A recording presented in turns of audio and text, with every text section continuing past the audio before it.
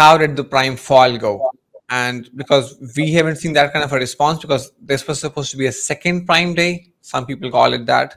But how did it go for your clients, and what's your opinion about it? Yeah, so I mean, it definitely went well. We did see like increase of traffic on the platform.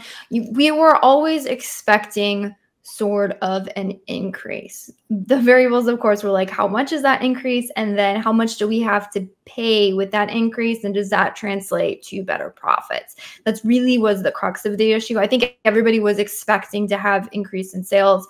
Everyone was slightly worried like how much they were going to have to pay in ads for those sales. So depending on what the strategy was for our brand, some of them we just kind of ran status quo because they weren't really interested in pushing a whole bunch of coupons and things. Very similar to what we saw with like the last Prime Day. Anyone who ran any deals typically saw better increases. If you weren't running any deals, no coupons, no nothing. You probably saw elevation, but it's not going to be the same, you know, like astronomical, amazing screenshots that people are posting all over, you know, Chrome about. So we saw kind of a mixed bag. Again, overall, I would say where there was a general increase, and then overall for brands, depending on how aggressive we went, profit margins may or may not have been a little bit less that day. Honestly, for some of our brands, it was greater. But again, that spike in sales probably about even out.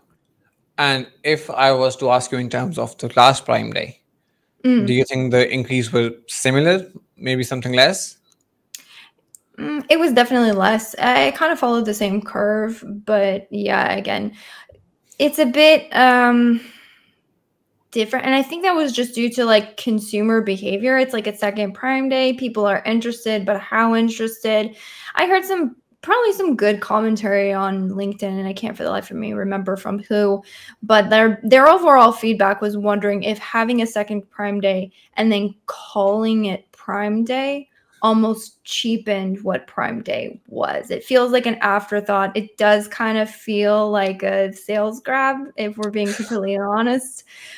So how much like consumers actually reacted to that, I think we're seeing post Prime Day or post Prime Day 2 or whatever you want to call it. It was a little bit lackluster, but I think all of us going into that, at least I kind of expected it. Like we're anticipating increases, but we didn't anticipate as much.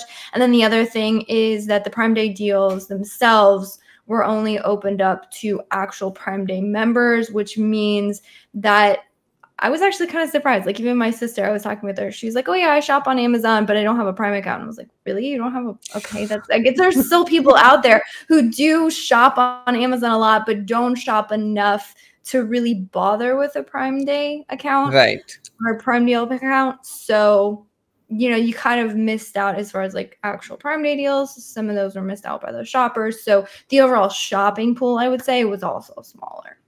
Right. Okay. I guess my experience with the clients that we manage is very similar as well.